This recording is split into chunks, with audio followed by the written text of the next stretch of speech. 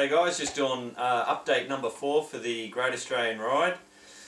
We now have 10 confirmed riders. You can actually have a look at the website and you'll be able to see the 10 riders and photos and all that kind of stuff. There's 2 riders I haven't got photos for, but they'll come through soon. On the fundraising side of things, we're doing really great. We're over $7,400, which is really good, and with the last couple of guys that have come on board, they've really spurred the donations coming through. We're about 27 days now out of leaving Byron Bay, so I'm getting pretty excited, and I think most of the other guys are all itching to go as well. I got the local paper did an article here in Bendigo, the Bendigo Advertiser, so that was great, and here's some footage of that. Sort of James Dean style.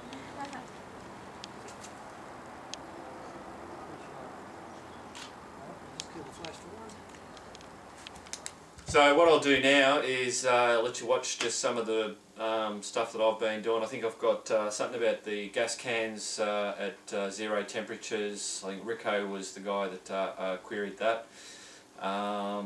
I've got a video showing you, or a bit showing you all the gear that I'll be taking, and also I videoed Harry, the motorbike, getting the new tyre on the front. So it goes for a bit, but you might find it interesting seeing that.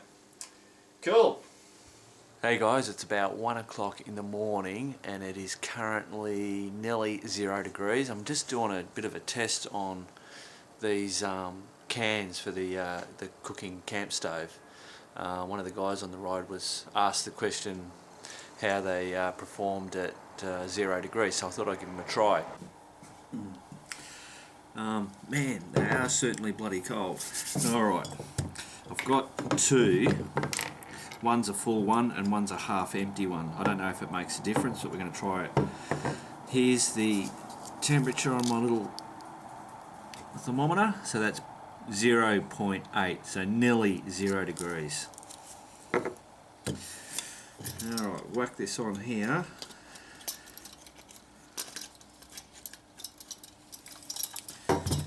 Turn it on. There you go. We have gas. There you go. So that would normally go a lot harder, but you could certainly cook on that. But something that I've noticed is if you grab it and just use the heat out of your hand, it really doesn't take long to warm the can up, and you can see that now already. That's running a lot stronger. Just, and what was that, 6 seconds of warmth out of my hand. I'll turn that one off. So that was the half empty, and this is the full one.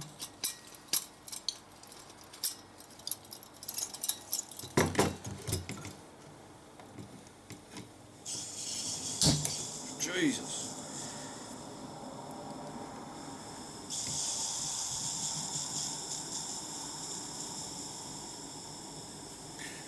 Didn't quite expect that to happen.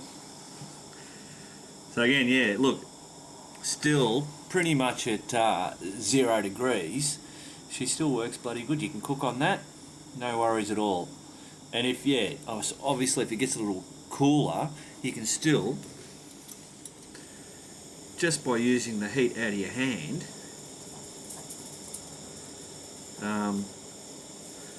warm the can up, and then you'll get a better flame out of the stove. Certainly makes your hands cold, that's for sure. There you go, she's already starting to go now.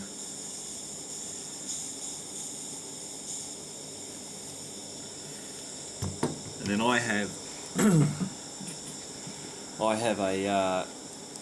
a aluminium surround that would go around that. Then you'd have your pot on there, and this would would warm up just from that anyway. So there you go. If you want to use these cans at 0 degrees, they still work. Hey guys, now I'm going to do another a retake on this redder can that I purchased, which goes in the saddlebags. A guy commented on the video that I did about this, and when I was trying to pour this into the tank, I was holding the nozzle open and then trying to struggle while holding it open and pouring it in. Apparently there's a latch on there which I don't need to do, so I'm going to do that right now. Okay, so we'll open this up. That off. Cap off.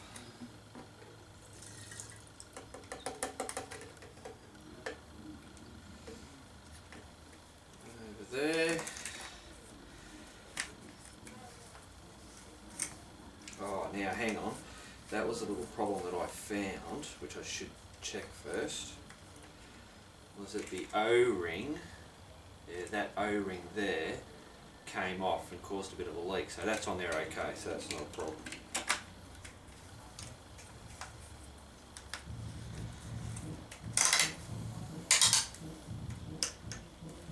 Okay, so that's on. So now, let's see if I can show you. On here, there's these little latches, or hooks, or whatever you want to call it. Apparently all I've got to do is turn that and then push that into the tank, and then that'll fill up the tank. So we'll give it a shot.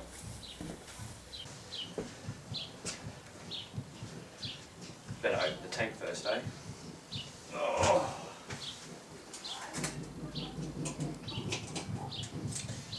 That off. Hopefully I've got, yep. So now, if I tip that up, nothing comes out. Put that on there, turn the little nozzle and push. Oh, how easy is that? And here I was struggling so much with it last time.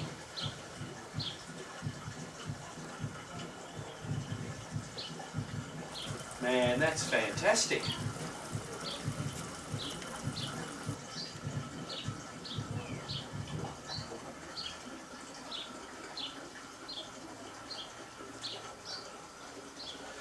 So, I can't remember who it was, but you know who you are. Thank you very much for that tip, because that's bloody fantastic.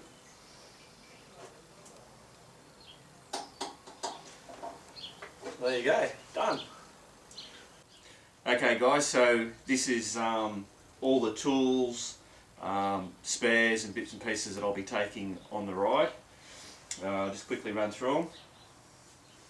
First of all, we have two spare tyres, one for the front and one for the back. That'll just travel in my saddlebag. I have two of these, which will do. This will do one tyre, and I also have another one taped in there. Now this, you'll see, is actually on the other side of the bike, and it just has one screw that I have to undo, and then that brings that out. One pump that runs off the cigarette lighter, and that has enough juice to pump the tyres up.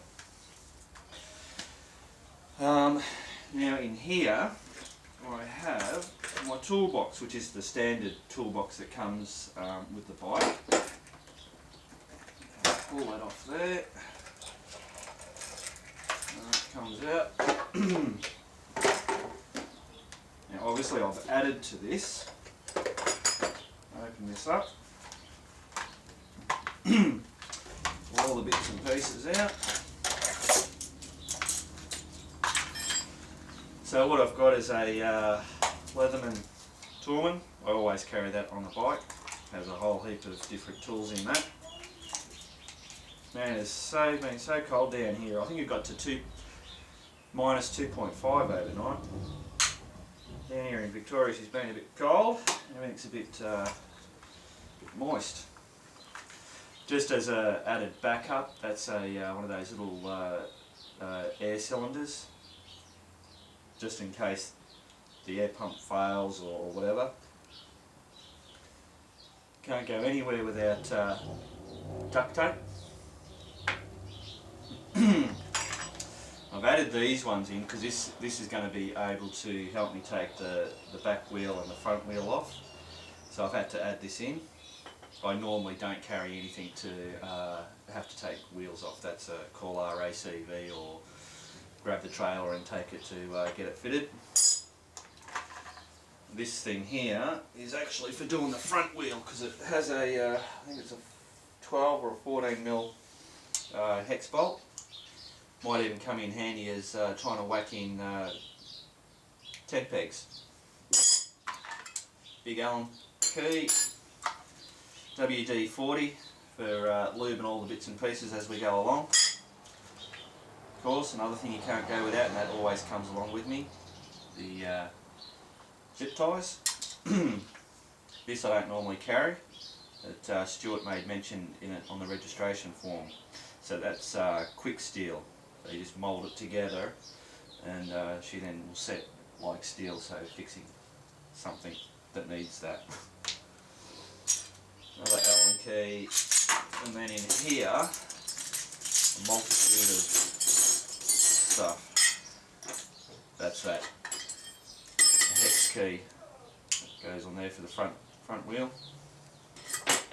Spanner or multi-grip things. These valve taker inners and outers and whatever. That there is for administering that air. Screwdriver two-way that actually came with the bike, as did that. These spanners here, which are all suited to fit the bike. That's an add-in. That's actually for the crankcase. So yeah, I think that's pretty much it. I've even got me feeler gauges, and that's actually to set the tappets. I adjusted the tappets on the bike, but I certainly don't. I couldn't do that with the tools that I have here. But yeah, that just stays with the bike. All right, so pretty much I think I'm right. The only thing I don't have is tyre levers to get the tyres off. I'm pretty sure that, and I'll obviously check this before I go, that either other riders or Bob's going to have that stuff on the support vehicle. As for getting this bike, it's so bloody heavy, trying to lift it up and to remove a tyre is just about bloody hopeless. So you will or you have seen in the other video, Richard, the guy that changed my front tyre, looks after the bike, he he said worst case scenario, if you can't lift it up or someone doesn't come along with a jack and a four-wheel drive or something like that and you're really stuck, worst case scenario is you just lay the bike over, pull the wheels off. So as with everything, where there's a will, there's always a bloody way. So the things that I'm gonna that I will be doing as we go along the ride will be obviously checking oil, adding oil if I need it, using the WD-40, lubricating all the parts. Obviously with all the dust and sand and stuff, it's going to be very important to keep all those spots lubricated. If you get bits of sand and dust build up in those joints and the constant vibration, that's when you start to have wear and part failures. What else would I be doing? Basically going around, depending on what the roads that we're travelling along, it might be every day that I'll go around and make sure that all the bolts and nuts are all tight on the bike. But you know, if we've got smooth travelling, I might let that go a couple of days before checking everything. That's pretty much it, you know, checking tyres, making sure there's no weak points or anything like that. Yeah, there you go.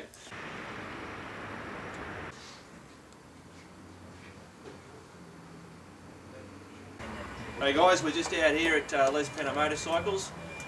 Richard the boss man's going to change Harry's front shoe. Happen to got to take this bloody windscreen off to be able to lift her up. We've already moved it, ready to go. Oh, that's it. All good. Oh, sweet.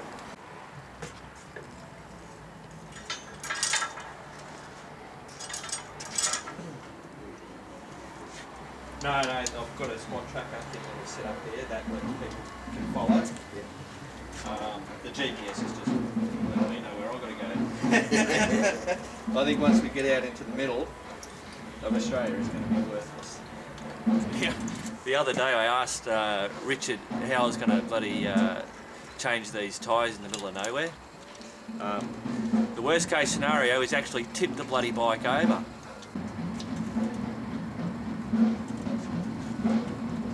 Oh no, that's it, yeah, shit. It's like living on a busy road, you just tune it out after a while.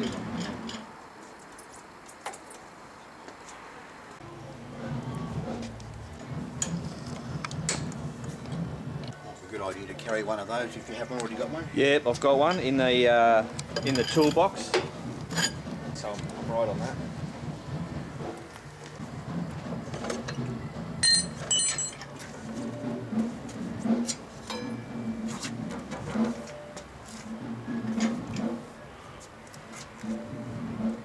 Simple as that. Beautiful.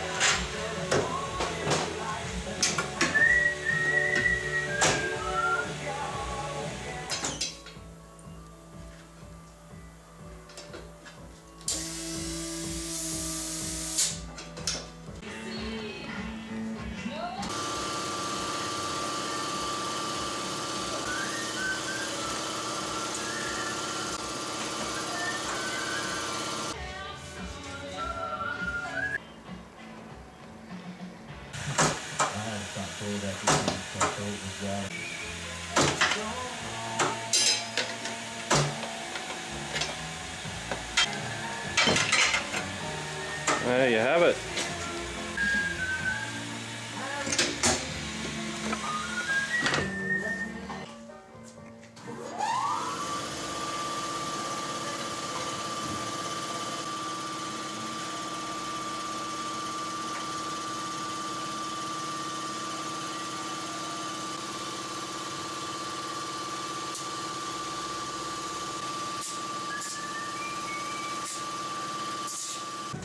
Wow, yeah, like exactly 7 k's past Brisbane.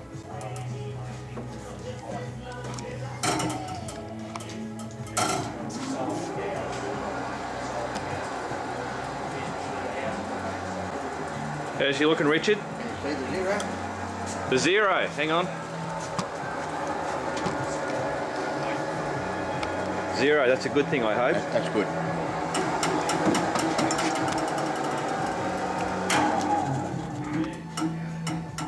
Bloody beautiful.